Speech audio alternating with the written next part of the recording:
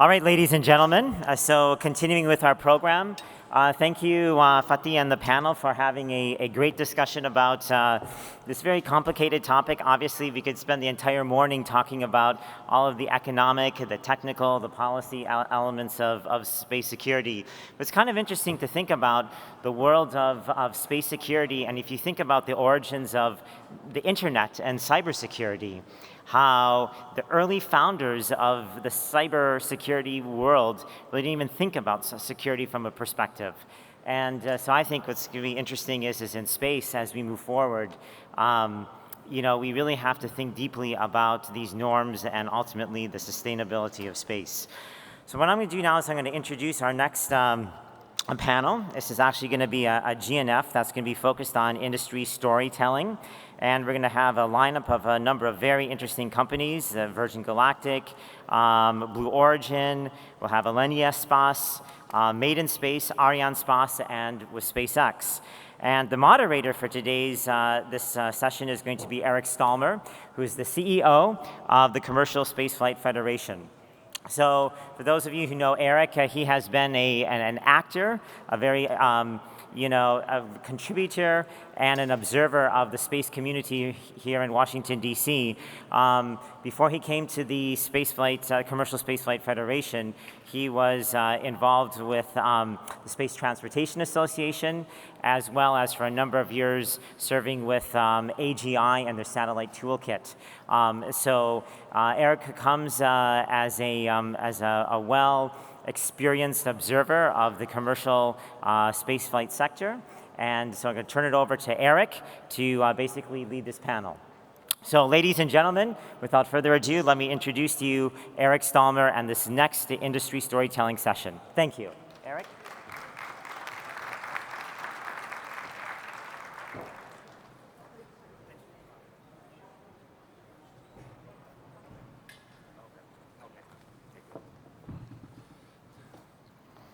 Hi, good morning, everyone. And Robbie, thank you so much for that very, very kind introduction, one that I'll mark down for future reference. I'm really excited about this next panel that we have today. I have 6 outstanding innovators, leaders, entrepreneurs, the whole gamut from our space industry. And they're going to spend some time with us today to share their stories on their success, on their challenges, and what really lies ahead for our industry.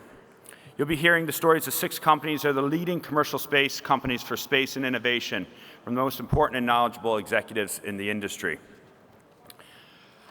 The first one we have today is George Whiteside. George is the CEO of Virgin Galactic, Virgin Sir Richard Branson's human spaceflight venture, and the Spaceship Company, a manufacturing of advanced space vehicles with innovative spacecraft. The company seeks to transform and access to space and change the world for good. Prior to Virgin, George served as Chief of Staff of NASA, and upon departing the American Space Agency, he received the Distinguished Service Medal and the highest award that NASA confers. So I'm really excited to have my friend and colleague today, George Whiteside, to talk about the really exciting things that are happening just down the line for Virgin Galactic. So George, come join me for a story.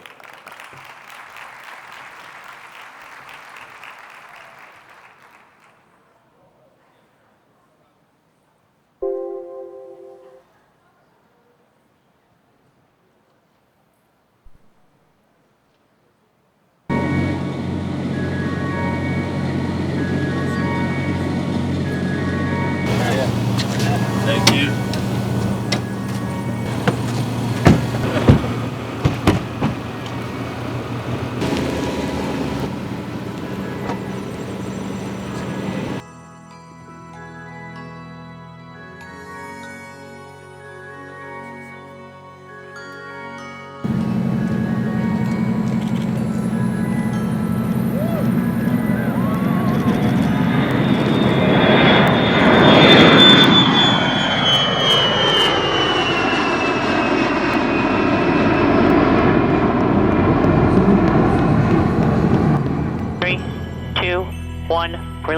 Release. Fire.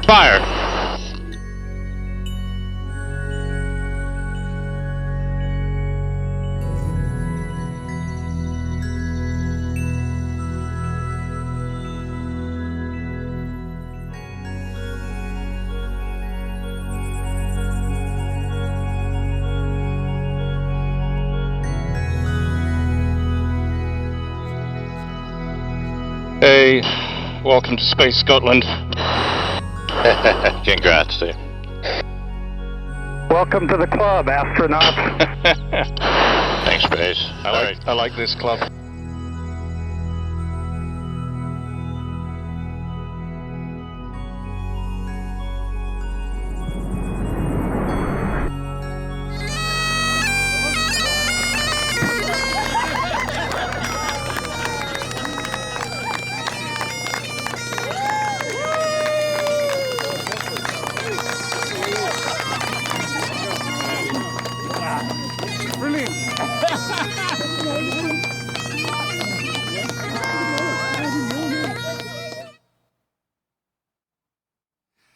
Thank you for that video, George. It always inspires me every time I go out to Mojave to see what you guys are doing, and as well as now that you made the transformation to Spaceport America in New Mexico.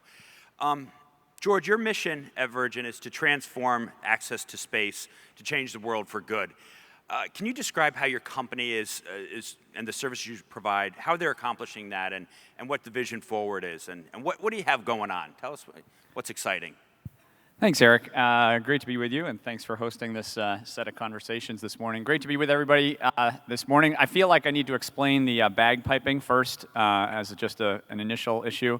That was our last flight where we flew to space from Mojave, California, and our chief pilot is Scottish, and so he was the first Scottish-born person to go into space. So there were actually Scots who had gone to space, but not Scottish-born people who had gone to space. So we surprised him with the bagpiping at the end, and anyway, so that's the explanation for that.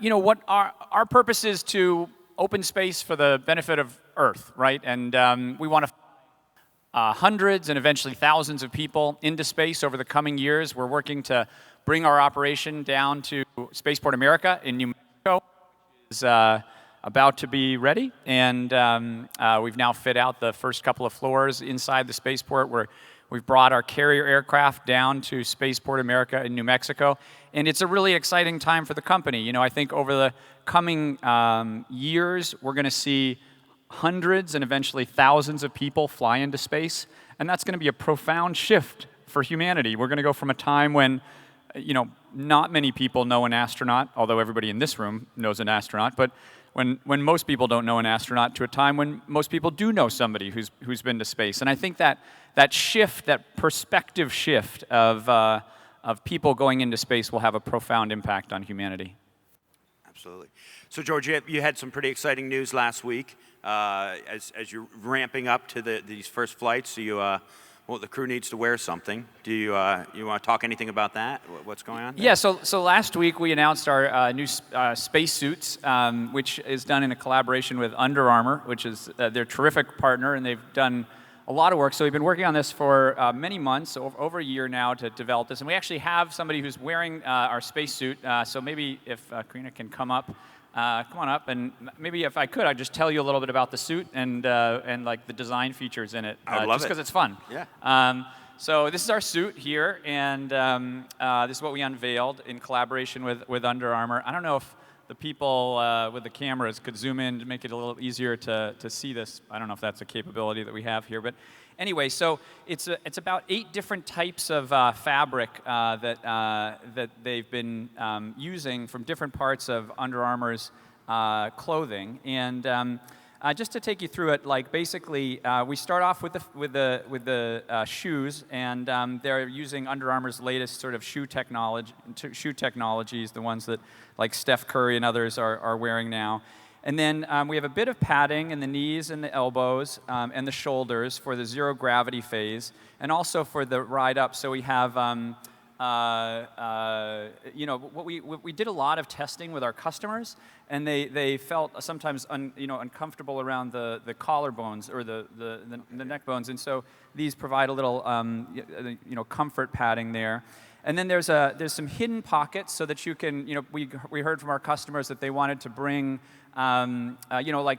pictures of their family or whatever. So there's an invisible clear pocket inside that allows them to take their, pictures of their of their friends and family with them into space. And then there's this special pocket down here in gold where people can bring like mementos with them to space. So everybody wants to bring something. Flown in space. Exactly, flown to space. So so that's fantastic. And then people will have the ability to put on their flag if they choose to. Some people don't want to put on their flag. They want to choose the flag of Earth or something, or I don't know, our home solar system, or I don't know, the Milky Way, whatever. And so they'll have the ability to do that. But overall, and then there's a base layer that goes underneath this, and that's to sort of keep people in the right temperature zone, whether they're walking out to the vehicles early in the morning or they're coming out of the vehicles at the end of the day, in the bright sunshine. And then there's also another matching apparel system that will be for like basically going to work. So like you can show that you're an astronaut. Business casual. Exactly, astronaut business casual, basically. So evening wear. so that'll be terrific as well. So anyway, it's a fantastic collaboration. And Karina will be walking around the exhibit hall, and we have a fun thing today where if you take a picture with her or her, there's going to be a guy also walking around, and if you do like a selfie with them, we're going to do a little competition, and whoever takes the best selfie will get a free tour of Spaceport America. So we'll fly you down to Spaceport America, and you'll get an insider tour of Spaceport America. So that'll be fun. So just anyone can do the selfie? Yeah. I'll wait. Anyway, thank you so much. Yeah, okay, appreciate it. That is fantastic. So one more pair of shoes I need to buy my kids now. So thank you for that. We try to help out the team as much as possible. So George, a lot what you've been doing in gearing up for your first human flights, it's been a lot of testing and experimenting.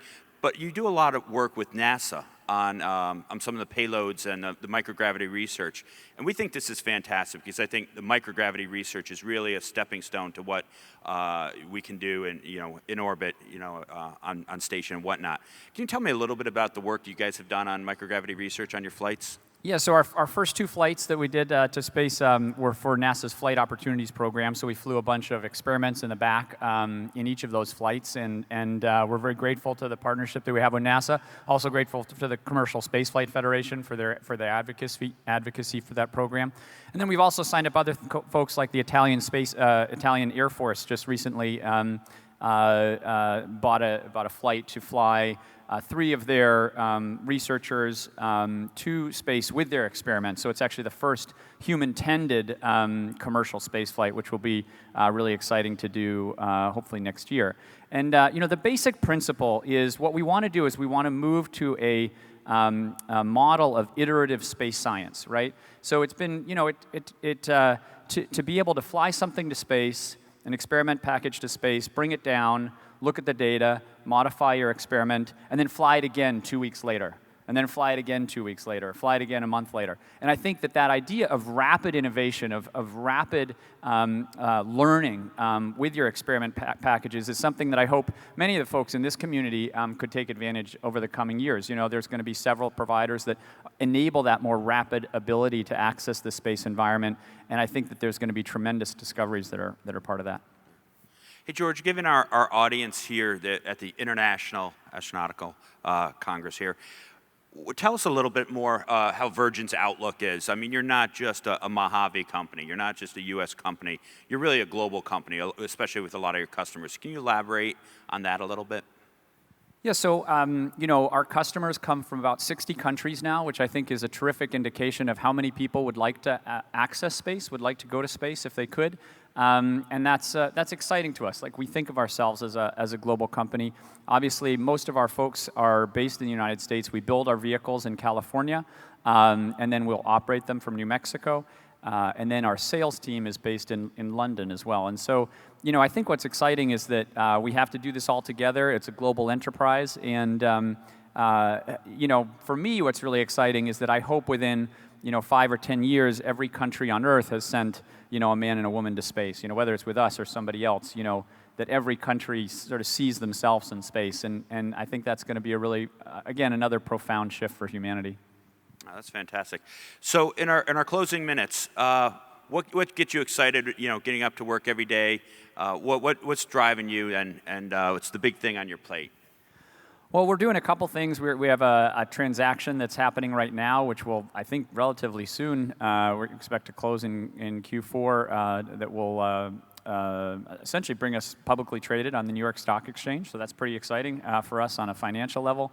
But I think what really gets me excited is, of course, I want to go to space. That's exciting. But really bringing that perspective shift that folks like Michael Lopez Alegria and many others speak so eloquently about, you know, how they feel changed when they go up into space. I want to bring that to thousands of people, because I think that planetary perspective is what we need. You know, that's what's going to help us solve some of the world's biggest challenges. And I think if we can, you know, bring hundreds and eventually thousands of people into space to do that, that will be a good thing for the planet. That's fantastic. Well, George, I know personally I can't wait for the first flight, and I appreciate you privately telling me when it's going to be, and I'll share that later with everyone. Just joking, but it's really exciting what you're doing, and when that first flight happens, it really will be transformative for our industry. So thank you so much for your time today, George. Thanks, Eric. That's great.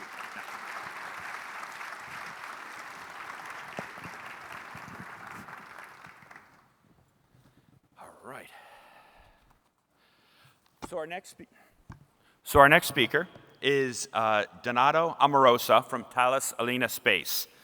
Donato is the Chief Executive Officer of Thales Alenia Italia and holds the international position of Deputy to the President and CEO of Thales Alenia, where he's responsible for Earth observation, exploration, and navigation. So a little bit on your plate there.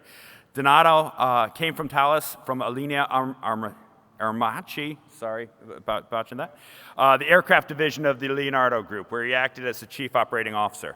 For all the time in Italy I spent, I should be able to, you know, rattle off these words. So thank you so much. Whoop. Thank you so much, Donato. Thank you, Eric.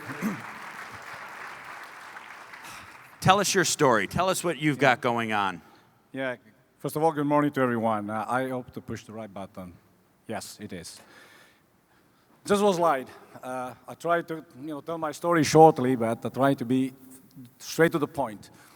First of all, I have to say that I've been puzzled this day because the motto of this conference is exactly fitting our spirit. Because, the power from the past is fitting for our experience on exploration as Thales Alenia. We have been, exercising on this since 40 years. And since 40 years, we've been, reached some goal in terms of variety of products that we can offer on the market that are a little bit remarkable, I would say. Just for example, iconic products. We got the nodes in the International Space Station and the famous cupola, which is the window into the world that all the astronauts have been using so far. So this is something that brings and put Thales Alenia as one of the key international players in the robotic mission for the exploration. I would like also to mention that we are prime in managing the European ExoMars mission. That will be a two-step mission, 2016 and 2020, launches on that. As a prime is a tremendous responsibility that we have because it's a huge mission encompassing a variety of European players and not only European players, which give us a sort of, let's say, heritage, is proving that our heritage is strong enough to play in this field. So when I was saying the power of the past, is because we think that we have developed enough gym to stand today in front of what are the challenges for the future. And thanks to the collaboration that we are having, the European Space Agency and NASA in the habitation that we are doing on the LEO stationary station, and thanks also to the support we have been receiving, by the way, by Italian Space Agency, we were able to develop a lot of, as I said before, good products to stand in front of the new challenge on the market today. So what is now the point that we are turning on? We believe that will be an acceleration pushed by the fact that we would like to go back on the moon 2024. This, for us, represents a greater opportunity because this matches perfectly in our policy of developing building blocks, which incrementally is going to give us the possibility to fit exactly what is the best purpose for the mission that we're going to undertake. So that's why we're welcoming very much the issue for the new habitat, because it represents the natural evolution for what we have been doing so far and what we'll be experiencing on that. Useless to say that we are in close contact with all the astronauts that are coming back from the missions from ISS, understanding from them what will be the level that they will require for the next volume or the next how or the next home that we're going to bring over the moon even further for that. Because we believe that when we are going to approach this longer-term mission, what we need to take care is about the habitability of the module. People that are living for a long time very far from the Earth, we don't know what will be the reaction on that. Now, staying in the low orbit, they will be, on the bow window of the ISS, looking at the Earth and maybe taking some emotion on that. But going further, what will be? And so we need to develop what will be the best habitat for them in order to make as much as comfortable as possible and allow those people to survive or to stay in a great condition to approach their missions. So this is what we are currently doing. We are more than happy that this speed has been increased in the rush to go to, let's say, to the further step, going to Moon, Mars, and behind. And we are ready to, to prepare and to challenge for that. So the promise for the future for us is extremely important. And when we talk about this future, how do you see the workforce issues in Italy, in Europe, and the level of excitement? Is it there? We just recently, as we all celebrated the 50th anniversary of Apollo, we looked back on that exciting time where so many people were involved. But now there's so many other competing industries. Is that a challenge for you? Well, I would say that every time that you try to talk about space, talk about exploration, it's fascinating. You don't need to convince or to take people on board. They are convinced. It's bringing a lot of emotions for the young generation, and everybody would like maybe to jump and to become a scientist or becoming an astronaut. We are getting a lot of demands from all the universities and schools for people that would like to work in the space.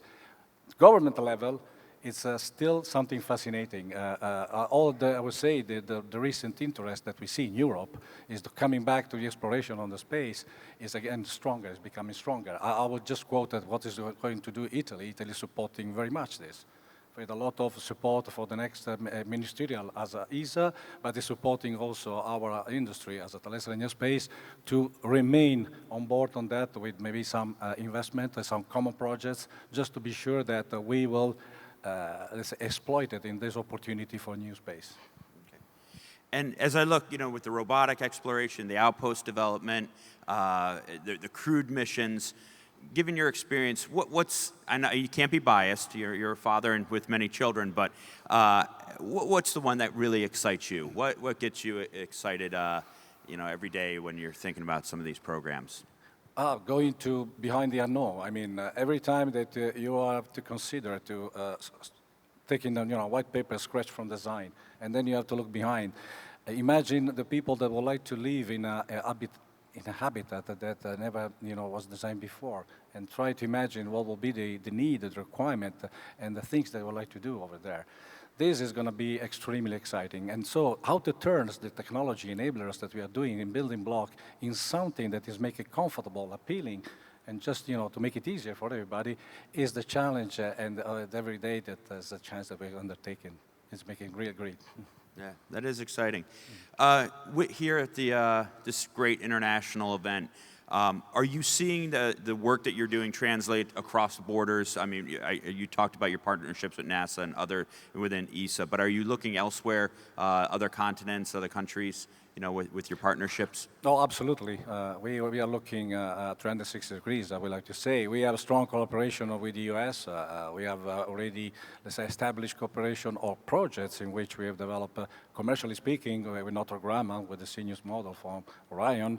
I would like to mention also NORAC for the airlock, the first commercial airlock for the International Space Station is something that we did cooperating together.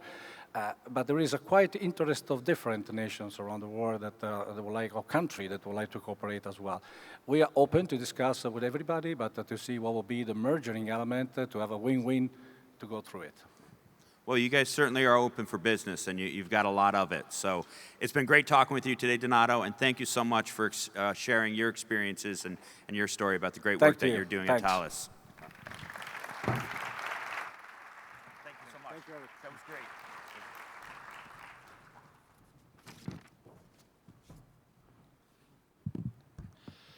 All right, our next storyteller is Andrew Rush. Andrew's the Chief Executive Officer and President of Made in Space, where he oversees strategic direction and operational management for the company.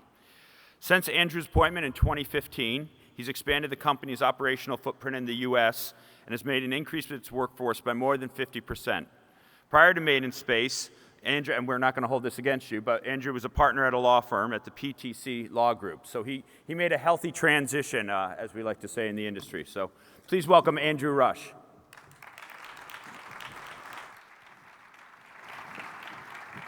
How are you? Great, great. Here's a clicker to get yourself started. Thank you for that kind introduction, Eric. So, I think since I could remember, I was really in love with space and really in love with rockets, right? And it's hard not to understand why, right? Like for every 4-year-old, rockets are awesome because they're like these big and loud and fast things that go to space. And today we live in this really amazing time. I mean, I don't know how you got me on this panel, but I'm on this panel with these amazing companies that, are transforming space launch, right? And making them accessible to humans, making them reusable. One of my colleagues has a couple of children, a 4-year-old and a 3-year-old, that will not get out of bed for a rocket launch unless there is a return associated with that launch, because just going up and like throwing the rocket away is not as cool. It's like going up and back. But we still, and we all are motivated in this industry by a common goal, right? By this goal of like enabling people to live and work in space, or making life multiplanetary, or democratizing space access. And the improvements that we've seen in launch have really opened the aperture here, and the improvements that we've seen in modern configurations for satellites have also really opened the aperture. But there are some areas where reduction of launch cost and reduction of the size of the electronics, for instance, still don't solve all the problems, still don't deliver the maximum amount of capability that we want to see be delivered to orbit. And that's an area that we at Made in Space are really focused on, right? And that we think that in space manufacturing, specifically, when married with lower cost access to space, lower cost launch, and when married with modern electronics and computing, excuse me, is the sort of the killer combination that enables us to really break some of the constraints that we put on everything we've ever sent to space. So everything we've ever sent to space, it goes up on those really cool rockets that young me and young all of us probably really loved. But the rockets, they subject our payloads to these incredible G-forces, and they like constrain us from a volume perspective.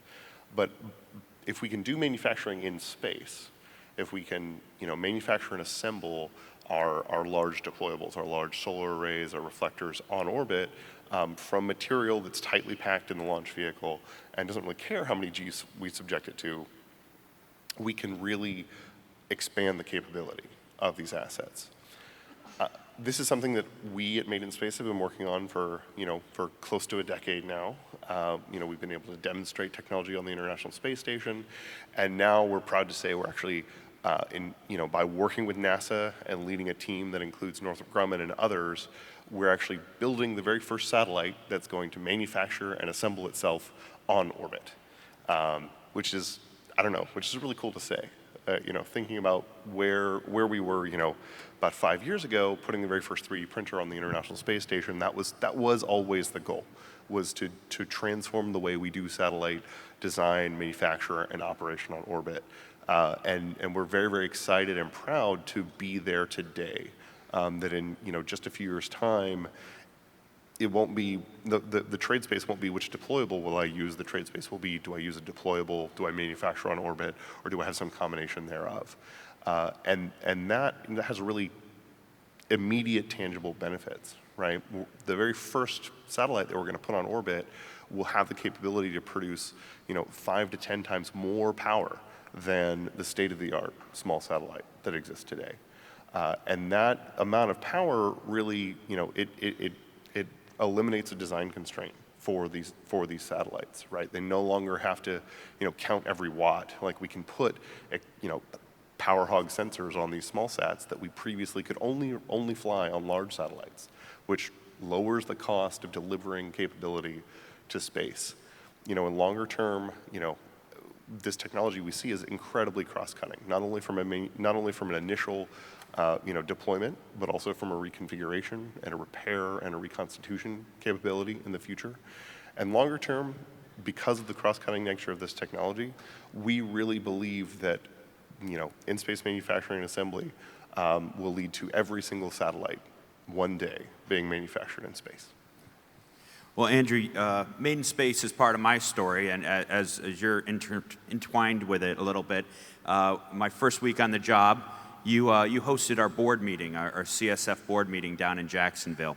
And not long after that, you joined Made in Space, and I visited Made in Space for the first time. And I saw that Frankenstein-looking, printer that you guys had been working on and all the different prototypes. And it's a real joy for me to see the development and the growth of this company and this organization and what you're doing. So that's been these 5 years.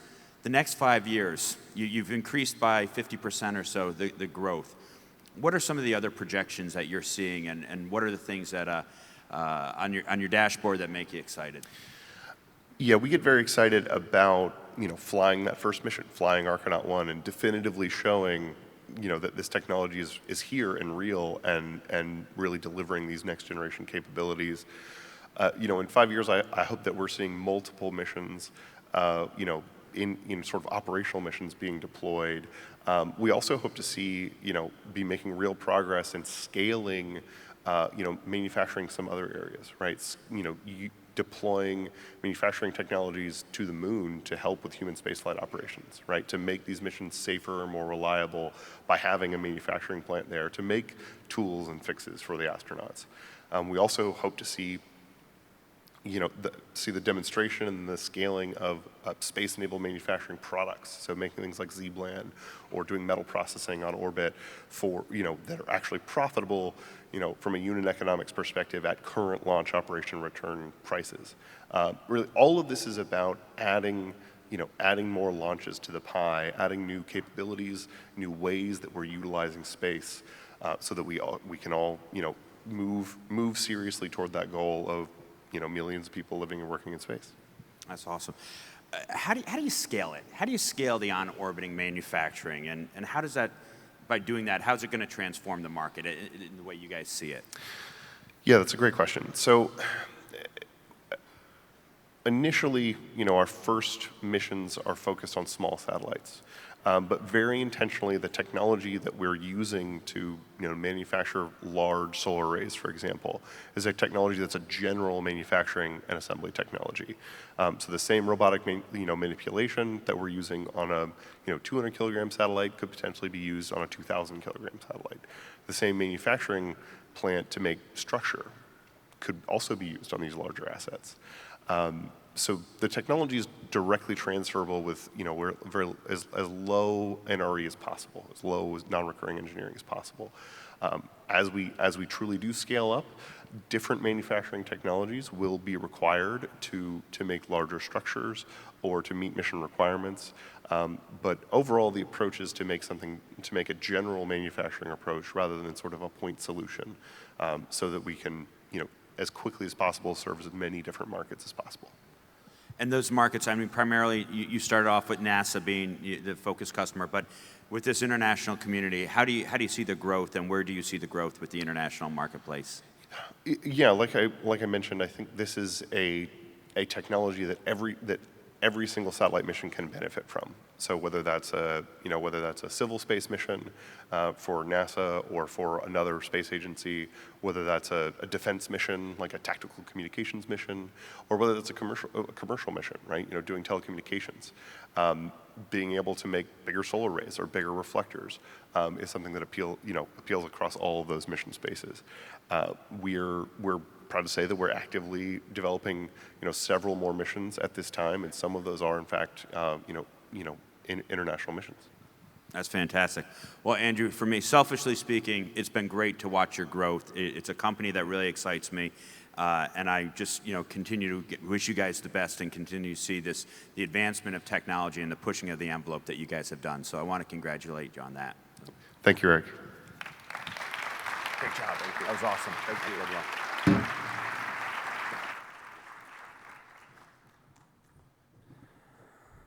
Now we're going to travel to the other side of the Atlantic. I want to introduce Stefan Israel, the Chief Executive Officer of Arianespace, the European launch vehicle services provider. He's also the Executive Vice President of Ariane Group, in charge of civil programs, which gives him industrial responsibility for the Ariane 5 and the Ariane 6 programs. And as you guys, everyone here knows, Ariane operates the Ariane and Vega launch vehicles from the Guyana Space Center and the Soyuz from both the Guyana Space Center and the Russian Cosmodrome. Arianespace has orbited 611 satellites since 1980 and made major contributions to the space science and robotic and exploration missions, 24 missions already. By the end of 2020, Arianespace will have operated 2 next-generation launch vehicles, Ariane 6 and Vega C. Stefan, I'm sorry. Please join us.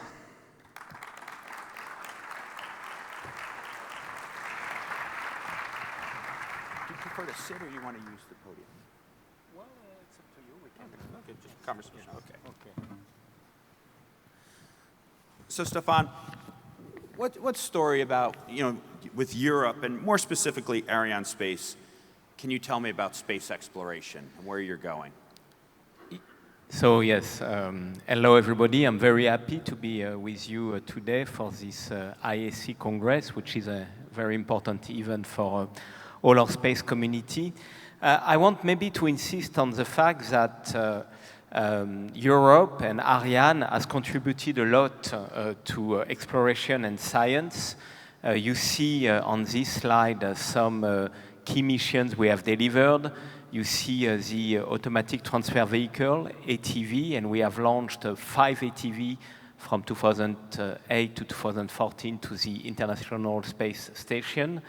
You see as well the very famous landing on Philae on the comet, and it was launched 10 years before by Ariane. It was the Rosetta mission. And the 2 other images you see, one is the one of Bepi Colombo. Bepi Colombo is a fascinating science mission. It will take 7 years to go to Mercury, which is the closest planet to the Sun. And last but not least, here in the US, we pay our tribute to NASA because early 2021, we are going to deliver to space the most powerful telescope ever launched. It is James Webb. And James Webb now is in its final steps, and we are really excited to launch it with Ariane 5. It will be Q1 2021. But this is not all. We have also launched, we have astronauts from Europe, but we have not launched them because we do not do human flight, and I will come back to that. Ariane Group and Airbus and other European companies, Thales, Alenia Space, are contributing to the Orion program thanks to the European Service Module. So we have already brought a lot to science and exploration when it comes to Ariane and European capabilities. That's fantastic. The moon is at the center of attention of many of the space players. So we're seeing this all over the convention hall, it's the talk of the town this week, both legacy and new. Is Arianespace going to be part of this journey as we move forward?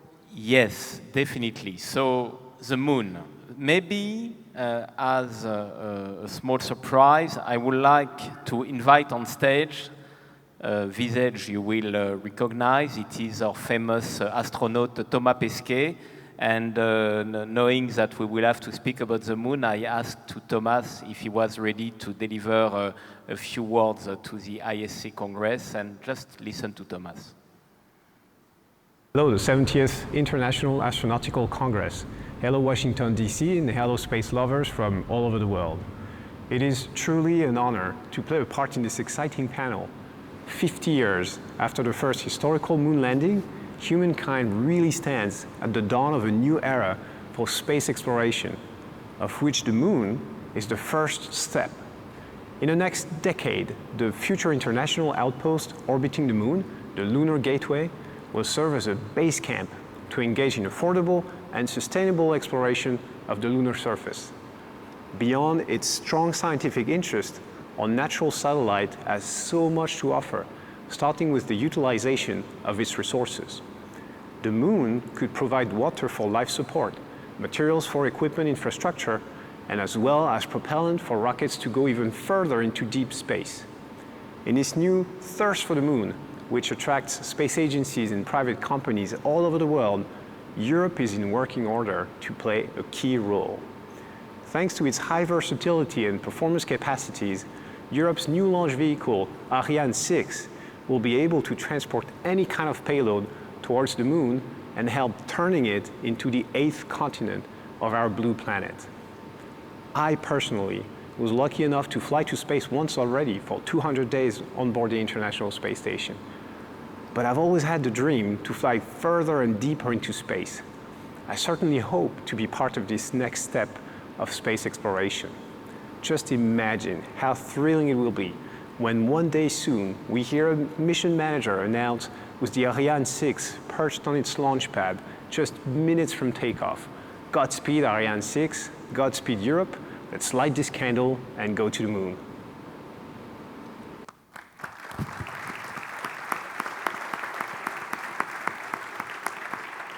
That's great, what a nice surprise. Yes, so yes, I think we are living a new race to the moon. I attended a speech yesterday from NASA administrator, and he said we are all the Artemis generation, and I was impressed by this statement. I do not know whether we should forget Mars, maybe not, but Mars is very far, and the moon is very close to a certain extent. So we will all go back to the moon, and it is absolutely clear that there is now an increasing public and private interest for the moon. So what about European ambitions when it comes to the moon?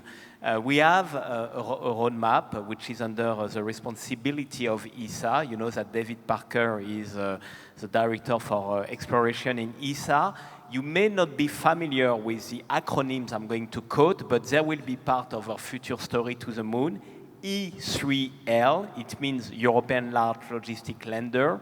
Another one is CLTV, Cislunar Transfer Vehicle, and these are one of the projects ESA is now contemplating to deliver the European contribution to the moon ambitions. And for sure, Ariane 6 will be perfectly adapted to deliver this project to the moon. I shall also quote a Franco-German initiative. There was a Franco-German Council of Ministers last week in Toulouse in Airbus facility, and Madame Merkel and Mr. Macron made a final statement where they highlighted their willingness to have a Franco-German robotic mission launched by Ariane 6 and involving elements of artificial intelligence. And so the building block we need for that is Ariane 6, and Ariane 6 will have all the capabilities to go to the moon. Ariane 6 will have the capability of 8.5 tons to a lunar transfer orbit, and for sure we will go to the moon with Ariane 6. All right, that's fantastic. So what about human spaceflight and the international cooperation? How do you see that shaping up? Yes, so what is true is that we will not deliver astronauts to start with Ariane 6, neither to the ISS nor to the moon, because you know that this is something we do not do in Europe, and we have all the capabilities to do so. We have the best vehicle in the world with Ariane. We have the experience of the ATV I have quoted, but up to now, Europe has not decided to go in this direction. I do not want to disclose a secret, but I think we will lobby for that, not at this ESA ministerial. You know that ESA is planning its spending over the next 3 years, so every 3 years. The next one will be in Sevilla at the end of November, and we will not put on the agenda the human flight, but if I had something to recommend is to do it for the next one in 2022, and definitely I would like that for this next Semin, the conference ministerial, we start working on human flight through a European launcher. But so, as we do not have this capability yet, what we are going to do with Ariane 6, and you see that on the slide, we are going to propose a rideshare mission to go to the moon in 2023. So we will use the capability offered by the launcher. I have quoted 8.5 tons to lunar transfer orbit. You know that if you are delivered to this kind of orbit by Ariane 6, 3 days after, you can land on the moon, so it's a very short trip. We can benefit from the capability of the fairing and its increased volume. We can have on board either orbiters or landers. And so definitely, and I wanted to share this announcement with you today, in 2023, we are ready to offer the first rideshare mission to the moon with Ariane 6, and we are contemplating public and private customers for that. Oh, that's fantastic. Well, I'm sure there's some in the room today that would be very interested in talking to you after this. Yes, I can give my mobile number if they want to call me. We'll just put it right up there.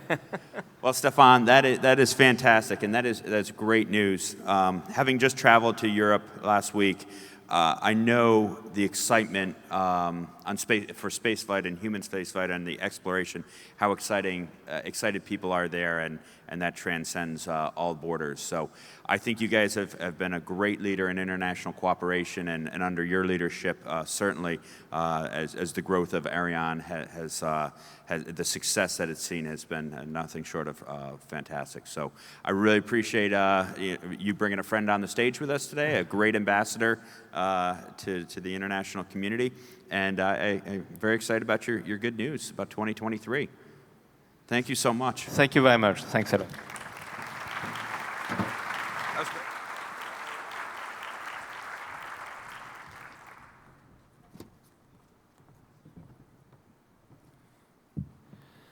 Stefan, thank you so much for that.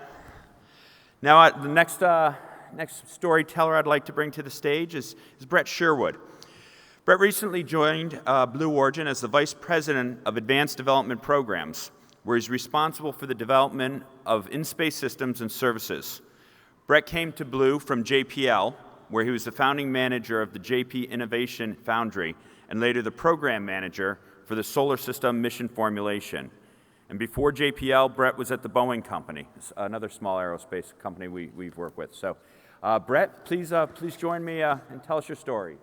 I feel like we should bring a fern up here.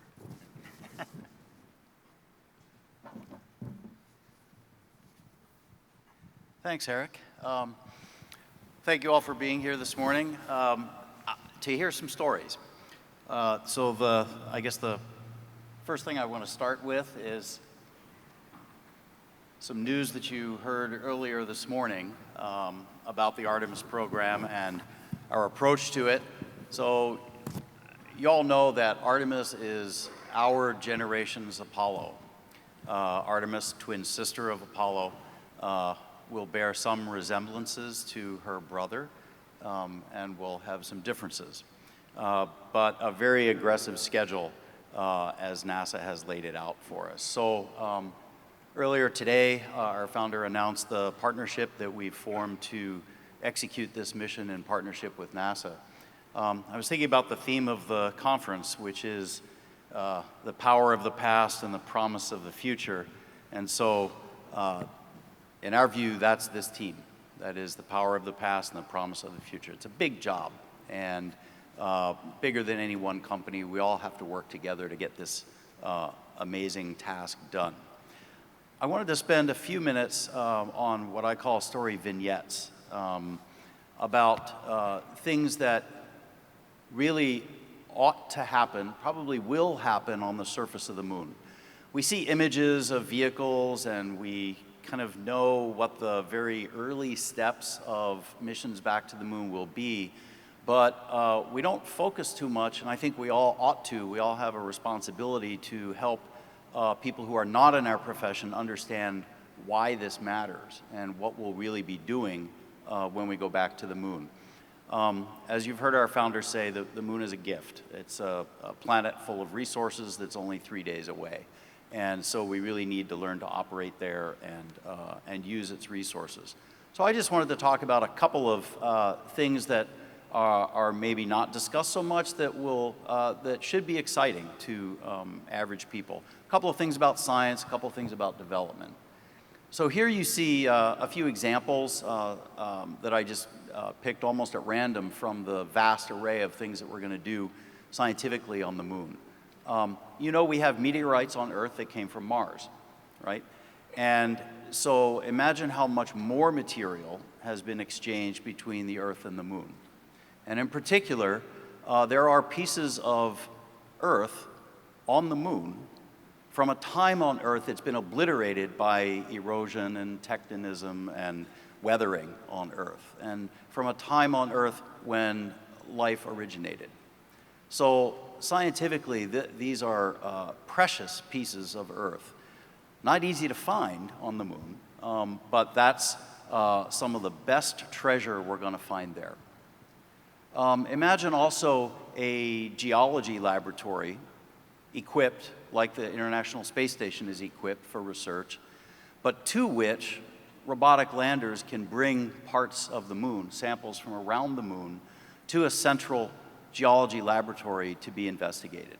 This is how you explore a planet. You go everywhere and sample parts of it everywhere. And now we can imagine doing that in situ on the moon.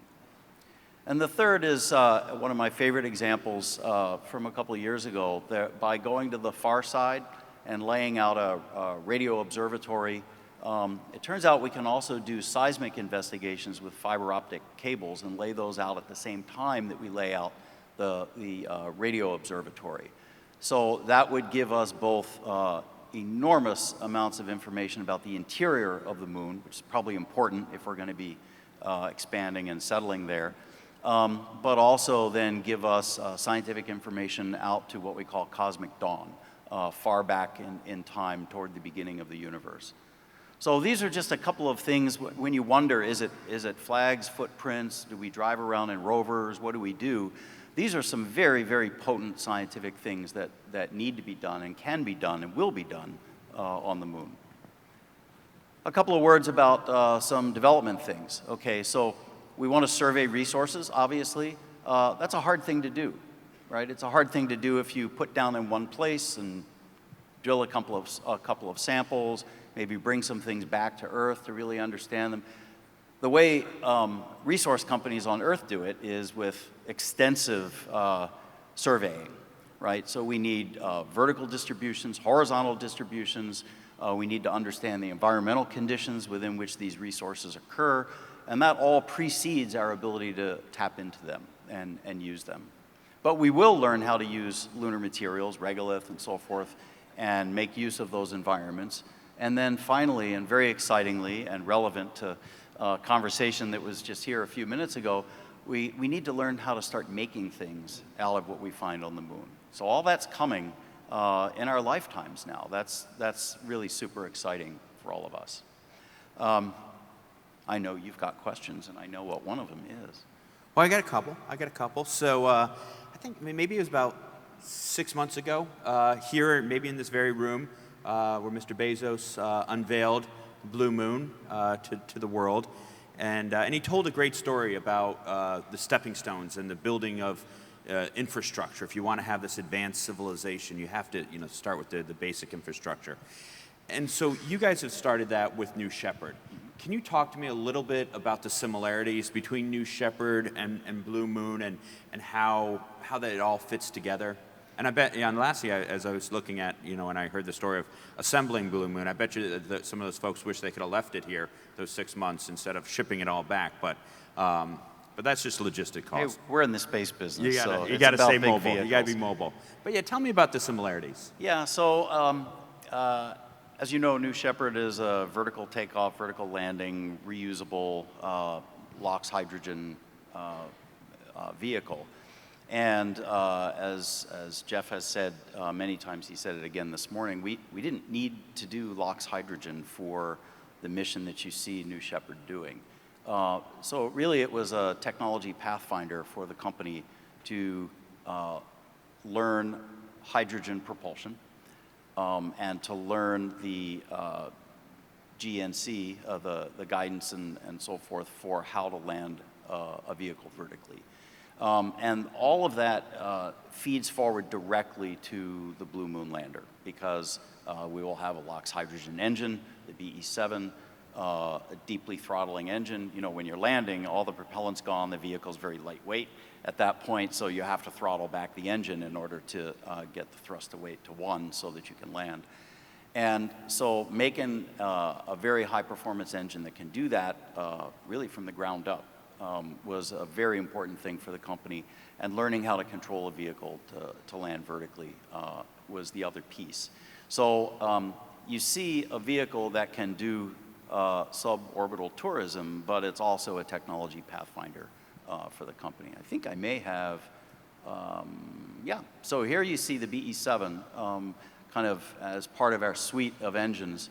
Our latest one, and it was on stage with Jeff last May, that the engine that was sitting next to the mock-up, the power head of it is real, it's not a mock-up. And this engine has been being test-fired this summer, 780 seconds so far, 13 minutes, and so it's progressing very well. Like I like to say, you don't have a vehicle until you have an engine. And so this is really important for us. I think you saw this video earlier this morning. This is just the IR video of one of those test firings. And then so it's important how this pivots. This chart sort of summarizes it. It is a vehicle that has a mission, but it also has been piloting for us these technologies and approaches. It's critical to realize that this is, although it's a robotic vehicle, it was designed from the start to carry people, and that causes you to do different things than a vehicle that's launching satellites. So we're getting a lot of practice with it. I'm not going to show you too many videos, or but you know how that works.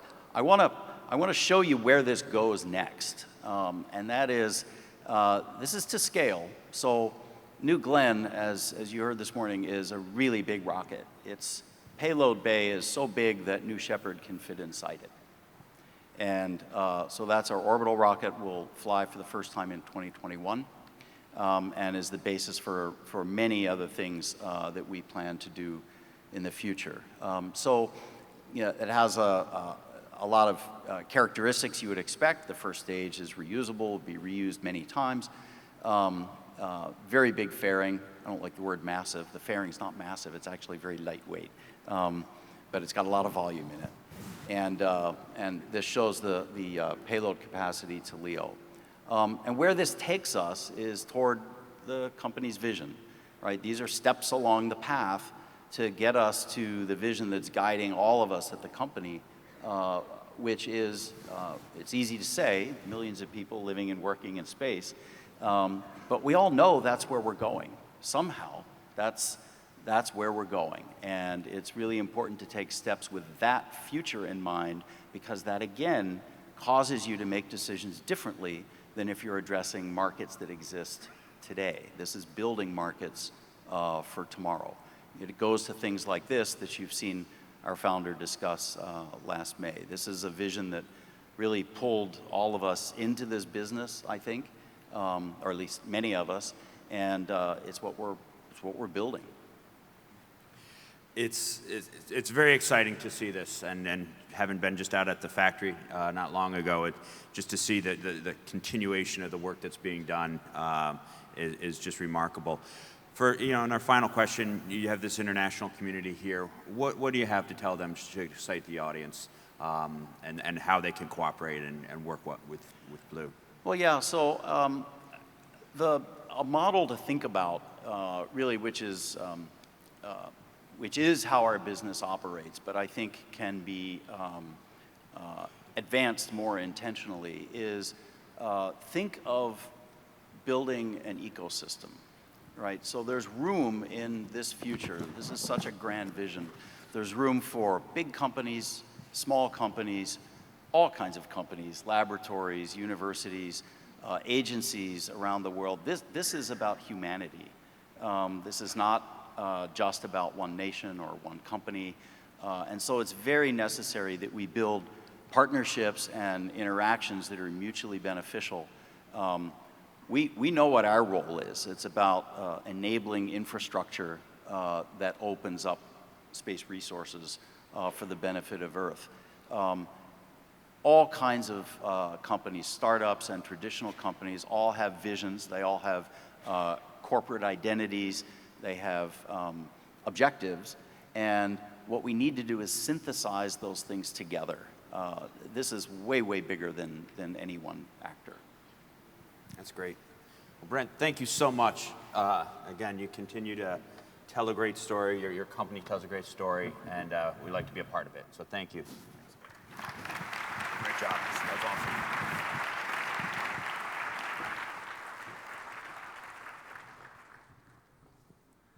I'd like to bring up my final storyteller, and a great one that she is.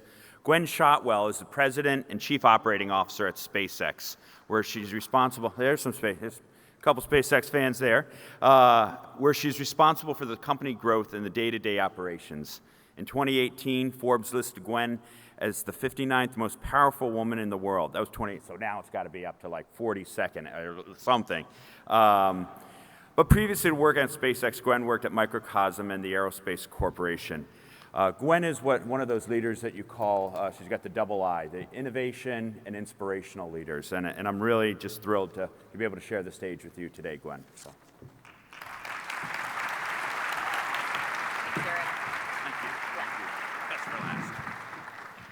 Good morning, everybody. Happy to be here.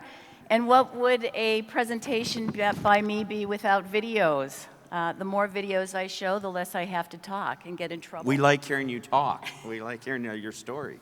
So my story, I'm going to focus on a kind of a brief period, or at least brief period for us. I'm going to show a video of our commercial crew Demo 1 that we executed earlier this year, really kind of as a highlight and kind of a leading into the next most important mission that we have on our manifest.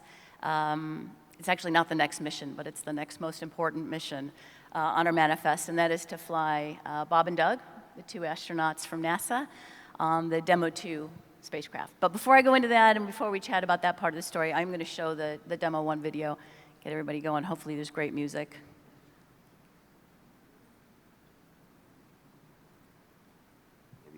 Do I do it again?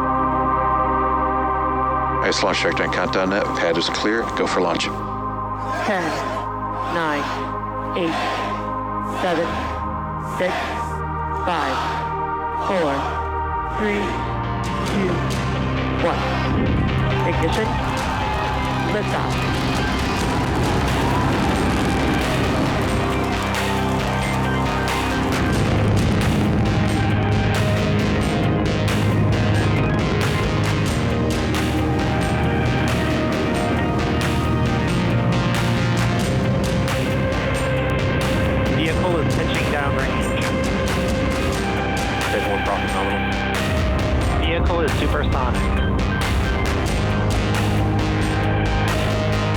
Separation confirmed.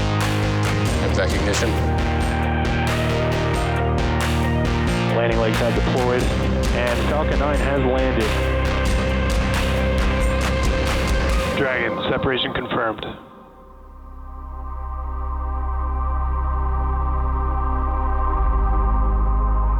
Houston station, space ground to ISS thrusters enabled.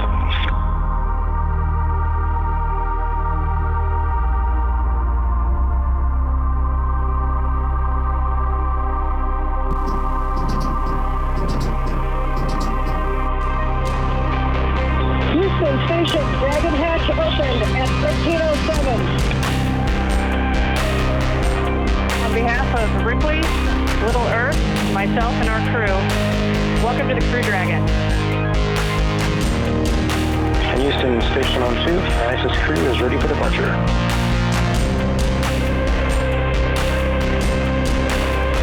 Separation visually confirmed.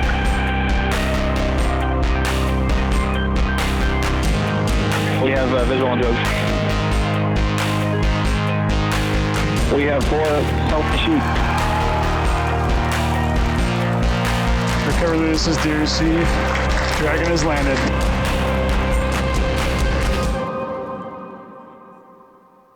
Yay! Fantastic. It looks so beautiful, it actually looks fake. And for those of you, the non-believers, it's for real. Yeah. So you guys have been changing the way things have been going on in our business for a while. You start off with a bold plan, and you say you're going to do it, and people say you can't do it. Then where do you fill in? Well, then we go do it. You've been doing it. That's good, yeah. Yeah, that's actually maybe part of the story of SpaceX, right? Elon sets out these incredibly audacious goals, and people say you're not going to do it. You'll never get to orbit. You'll never get a real rocket to orbit. That would be Falcon 9. You'll never get Falcon Heavy to orbit. You'll never get Dragon to station. You'll never get Dragon back. And you'll never land a rocket, certainly. So, frankly, I love when people say we can't do it because it motivates my fantastic 6,500 employees to go do that thing. So the next big thing that we have, so let's not forget, we just saw the video of Demo 1. We've got an in-flight abort test mission coming up here in November. Before that, we're going to do another static fire, hopefully with better results than what we had in April of last year. In the meantime, we're doing lots more parachute testing. We've actually kind of modifying state-of-the-art knowledge on parachutes and providing that data to all our partners because we were actually riding on the very hairy edge of safety with parachute design from the past. So once we get those things done, we will put Bob and Doug in that beautiful Dragon 2 spacecraft and fly them to the International Space Station, which will be great. Probably my most nervous day, though, in the company. 17 years. 17 years now. This will be the most nervous day. Yeah. But you've had a lot of nervous days. I mean, and nervous days in the sense that you've had a lot of milestone flights, a lot of firsts. Can you just elaborate on some of those firsts that you had that, that were, exhilarating, fearful, game-changing, all that, the range of emotions? This one's easy. So Falcon 1 flying in September 2008, I was in Glasgow, Scotland for an IAC meeting, actually, when we got to orbit. Then Falcon 9 getting to orbit in June, Dragon getting to June of 2010, Dragon getting to orbit in December 2010, berthing with the space station in March of 2015, Falcon Heavy, beautiful mission, February 2018, and then Dragon 2 flying as well. There's other ones. By the way, I strongly recommend to those of you starting companies to have big kind of company milestone events around your successes. It's a great way to motivate staff. It's a great way to pull everybody together and kind of keep trudging down the path of your mission. Yeah. I've talked, a lot of the previous speakers come up. I've been to their facilities, and it's always, for me, at my tenure here at CSF, it's probably the best part of my job to go to these companies and see what they're doing. And I remember my first trip out to SpaceX in 2014 or 15, what it was then and what it was last year, and the movement and excitement and the growth there. It's incredible. But now you're moving in growth in another direction, and you set out another audacious goal with Starship. Can you tell us a little bit about Starship and the kind of success that you've had in a short amount of time, relatively speaking? Yeah, so we thought the window of opportunity to get Starship moving was very narrow, and so we kind of set our minds, or Elon set his very strong will to get this vehicle done as quickly as possible. He wanted to go back more to our very early roots on this program. You know, with Falcon and Falcon Heavy and Dragon, these are highly reliable machines to carry the most precious payloads, including people. Whereas Starship, we have the flexibility to kind of go back to our roots, be more aggressive on the timelines, take more risks. You'll see failures in the development program here, but we're blessed enough to be smart enough to learn from those failures. We've learned a lot. But I do want to show a video. We've got quite a bit of Starship hardware at both the Cape and Boca Chica in South Texas. So I want to show a video of that. This is Boca.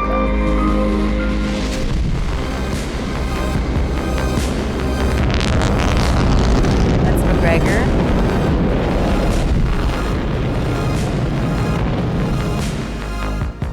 Hawthorne.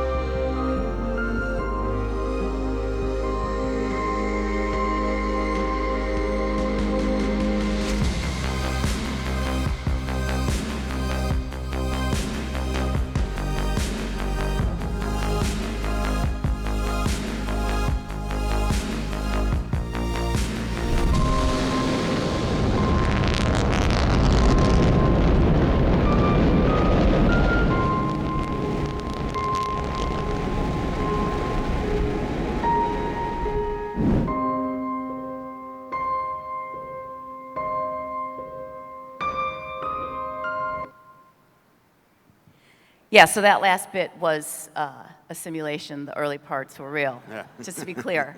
Yeah, I'm not a big fat liar up here. You always got to distinguish that. You want to say, yeah. But Starship is an extraordinary capability. This is the vehicle of dreams. For those of you that have dreamt about flying amongst the stars, this is the ship that's going to do it. It's flexible. It can take satellites to low Earth orbit, take them to the moon, can land cargo on the moon. It'll fly people around the moon. And ultimately, this is the ship that will start taking settlers to Mars. So this is the one. I hope you all are quite excited about it. I know I am. A lot of times developments, the way Elon and I split our roles, he's focused on development and really pushing the company forward. And I'm just trying to, keep the train on the tracks, keep the bus going down the highway. But I'm excited about this one. This one's going to be great. Can you tell me a little bit? And timetables are always very hard, so I don't want to. We're not good at that. Okay, so I don't want to pin you to any specific date, but a rough timetable of when you're looking at some of these LEO missions, maybe the lunar missions, and then maybe some of the capabilities, like of cargo to the surface of the moon and things like that, or not great detail, but a little, So aspirationally, we want to get Starship to orbit within a year. We definitely want to land it on the moon before 2022. We want to basically stage cargo there to make sure that there's resources for the folks that ultimately land on the moon by 2024. If things go well. So that's aspirational time frame. Meizawa-san bought a trip around the moon in the 2023 time frame in Starship, on Starship, in Starship, in Starship. In Starship. In Starship. In or on, yeah. Yeah. Aboard. Yeah. Aboard. There we go. Aboard Play Scrabble Starship. together. No, I'm not good at Scrabble.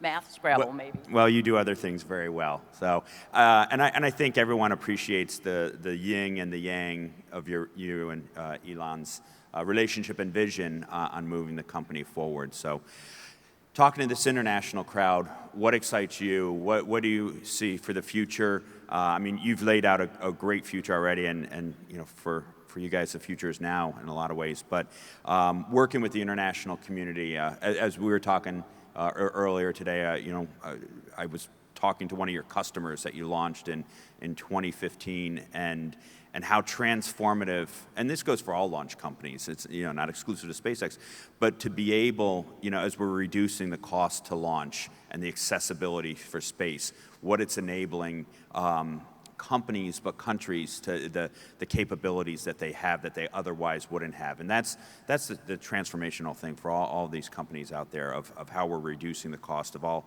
sorts of access. But from an international perspective, what gets you excited on different fronts? So, I mean, I love working with our customers and our employees. That's the best part of my job, is working with SpaceXers and the folks that buy services from us. I was pleased when we did our first deals for Falcon. Actually, I think our first contract signed for Falcon was with Spacecom, Israel. Our first mission to the moon was Beresheet, so also with Israel. So you know, we've got customers all over the globe, actually. But the thing that excites me about my international customers is eventually using Starship, flying from Los Angeles to meet Jean-Luc Gall in Paris, and then fly home so that I can cook dinner and sleep in my own bed. So that would be great. That is a great thing, yeah. And knowing traveling. And moreover, between you and our friends at Blue, inspiring Andrew Rush's children to see, you know, a landing, you know, not just a launch. So I think we all get excited about that. Yeah, when we actually have a mission where we're not planning on landing the vehicle, whether it's on the drone ship or on land, it's kind of soul crushing. Now it feels really yucky. That we're not recovering. We still have a couple of non-recoverable missions, and getting that center core recovered on a Falcon 9 or Falcon Heavy, that is tough. That's it's like super throwing tough. a can away in the wrong recycling bin, or not recycling at all. Not recycling at all. I know the feeling. Well, Gwen, thank you so much for taking this time and just sharing your story and the great story of SpaceX and your 6,500 fantastic workers. And I also want to thank George, telling, you know, the Virgin story, and Donato, Andrew for the inspiration of growing the company, Stefan on your big news. We're very excited for you for that. And Brett, you know, with the great things that Blue is doing and your recent announcement and moving forward. So this has been a real treat for me to be able to, you know, mix elbows with the best and the brightest in our industry. And I really thank you, Gwen, and all our panelists. And thank all the guests for joining us today and hearing these remarkable stories. So thank you so much.